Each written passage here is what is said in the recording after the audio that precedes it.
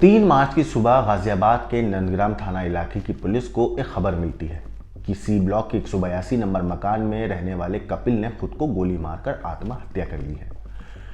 Police फौरन मौका वारदात पर पहुंचती है और तफ्तीश में जुट जाती है। जब घर पे पहुंच के पुलिस तफ्तीश कर रही होती है तो पता चलता है कि वो जिस शख्स ने खुद को गोली मारी है कपिल, वो अभी मरा नहीं है, मगर उसकी हालत बहुत गंभीर है। पुलिस फौरन आनन फानन में उसे गाजियाबाद के जिला अस्पताल में भर्ती कराती है, मगर उसकी हालत बहुत गंभीर थी, जिसके बाद डॉक्टर उसे दिल्ली के जीटीबी अस्पताल में रेफर कर देते हैं।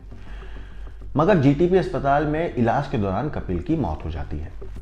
उधर जब पुलिस कपिल की बीवी शिवानी से पूछताछ करती है और सुसाइड के पीछे की वजह तलाशने की कोशिश करती है तो शिवानी बताती है कि कपिल के सर पे काफ़ी कर्जा चढ़ा हुआ था।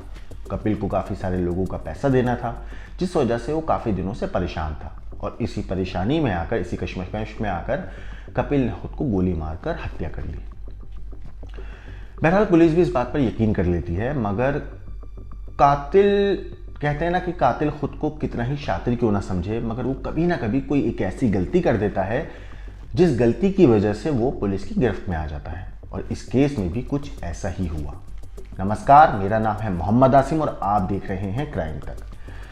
दरअसल गाजियाबाद के नंदग्राम थाना इलाके में 3 मार्च की सुबह जब पुलिस को खबर मिली थी कि कपिल ने खुद को गोली मारकर हत्या कर ली है मकान नंबर 182 सी ब्लॉक में जो रहता है, पुलिस भी एक टाइम पे इस केस को आत्महत्या का केस ही मान रही थी।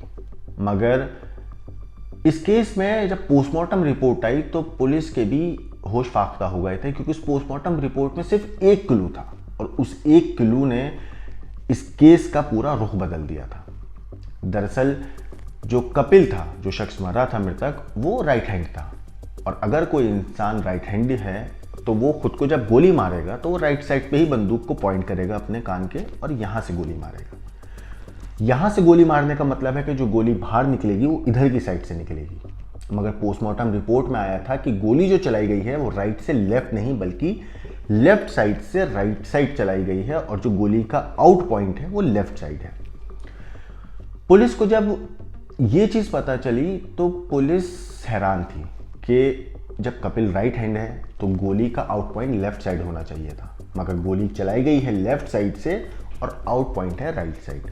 तो ऐसा तो है नहीं कि राइट हैंड वाले ने लेफ्ट हैंड से बंदूक ली और इधर से मार लिया। पुलिस को सिर्फ इतना पता चला था। पुलिस ने फिर इस मामले को हत्या के एंगल से तफ्तीश करना शुरू कर दिया। अब जब पुलिस ने तफ्तीश शुरू करी तो उसने अलग अलग एंगल से जांच भी करी, हर छोटे बड़े सुराग जुटाने शुरू करे, सीसीटीवी के सर्विलांस की भी मदद ली, टेक्निकल सर्विलांस की मदद ली। इसी बीच तफ्तीश में पुलिस को अपनी जांच में पता चला कि जो शिवानी है उसकी और कपिल के रिश्ते कुछ ठीक नहीं थे। आए दिन दोनों के बीच में लड़ाई झगड़े हुआ करते थे, दोनों के बीच में आए दिन किसी न किसी बात को लेकर विवाद होता था। बल्कि शिवानी ने तो ये तक का कहा था पुलिस को कि जो कपिल है वो उसके साथ मार पिटाई करता था, उसे घर खर्च चलाने के लिए पैसे भी नहीं दिया करता था। जब पुलिस तफ्तीश कर रही थी तो पता चला कि शिवानी अक्सर एक दुकान पर अपना फ़ोन रिचार्ज कराने जाया करती थी और वहाँ पर उसका किसी से, उसी दुकान पर काम करने वाले किसी एक लड़के से उसका कुछ संबंध बन गए थे, कुछ प्रेम संबंध उसके स्टार्ट हो गए थे, जिस बात की भनक कपिल को भी लग गई थी। खैर, पुलिस जब तफ्तीश कर रही थी तो जब पुलिस को पोस्टमार्टम रिपोर्ट पुलिस के हाथ लगी और ये मर्डर का एंगल सामने आया तो पुलिस ने शिवानी से पूछताछ करी। पहले तो शिवानी टालती रही अपनी बात पड़ी रही, बात को घुमाती रही कि उसने नहीं किया, वो कातिल नहीं है, ये वो। मगर जब पुलिस ने सख्ती से पूछताछ करी तो शिवानी ने सारी बात कबूल कर ली। शिवानी ने पुलिस को बताया कि वो अक्सर जिस दुकान पे फ़ोन रिचार्ज कराने जाया करती थी वहाँ पे एक लड़का था जो मोबाइल रिपेयर का काम करता था, जिसका नाम था अंकुश। अंकुश से जब उसकी आए दिन मुलाकात होती थी, दोनों के बीच में पहले कनेक्शन बना, बॉन्ड बना और फिर उसके बाद दोनों के बीच में एक दूसरे को लेकर फीलिंग्स आने लगी और फिर ये दोनों एक दूसरे से प्यार करने लगे। मगर पति से परेशान शिवानी ने अपने पति कपिल को रास्ते से हटाने की इसी बीच प्लानिंग भी रच ली। उसने अंकुश की मदद ली अपने पति कपिल को मौत देने के लिए। दरअसल 2 और 3 की दरमियानी रात में, या कहें कि 2 मार्च की रात में, शिवानी ने कपिल के खाने में नींद की गोलियां मिला दी। जब कपिल बेहोश हो गया, नींद में पूरी तरीके से बेसुध हो गया था, तो शिवानी ने कपिल को फ़ोन किया और उसे अपने घर बुला लिया। सॉरी, अंकुश को फ़ोन किया और अपने घर बुला लिया।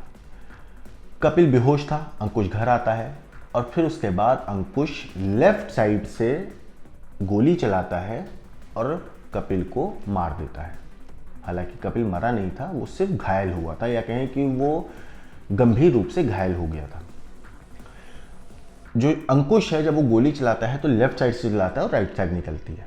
उसे ये नहीं ध्यान था, इन लोगों ने जल्दबाजी में ये नहीं सोचा कि किधर से गोली चलानी है, किधर से नहीं। उन्होंने प्लानिंग तो की, लेकिन एक छोटी सी बारीकी ये चीज़ भूल गए कि गोली किधर से चलानी है। बहरहाल अंकुश कपिल को गोली मारता है और उसके बाद जो बंदूक थी, जो तमंचा था, वो वहीं पर छोड़कर अपने फिंगरप्रिंट्स मिटा के वहाँ से चला जाता है। अपने प्लान को फुल प्रूफ बनाने के लिए शिवानी अपना फ़ोन पानी में डाल देती है, जब उसका फ़ोन ख़राब हो गया था। और जो अंकुश था वो अपना सिम तोड़ देता है ताकि वो किसी तरीके से भी पकड़े ना जाए। मगर सीसीटीवी सर्विलांस की मदद से पुलिस को सुराग मिला अंकुश के आने जाने का, और उसके बाद अंकुश को भी पुलिस ने गिरफ्तार कर लिया। जब दोनों से पूछताछ हुई, दोनों ने मिलकर हत्या की बात को कबूल किया और बताया कि कैसे उसने मारा है। लेकिन शिवानी ने एक बात और बताई।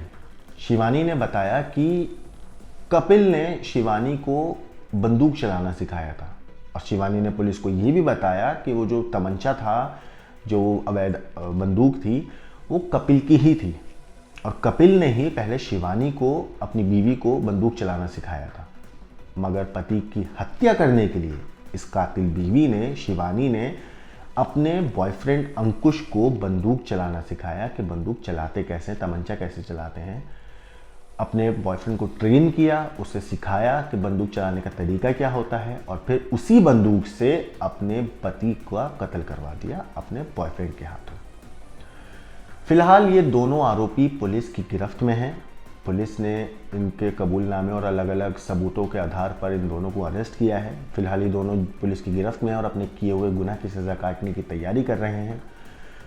इस कहानी के ऊपर आपका क्या कहना है, आपका क्या सोचना है, हमें कमेंट करके ज़रूर बताएं। बाकी देश और दुनिया की क्राइम की खबरों के लिए देखते रहिए क्राइम तक।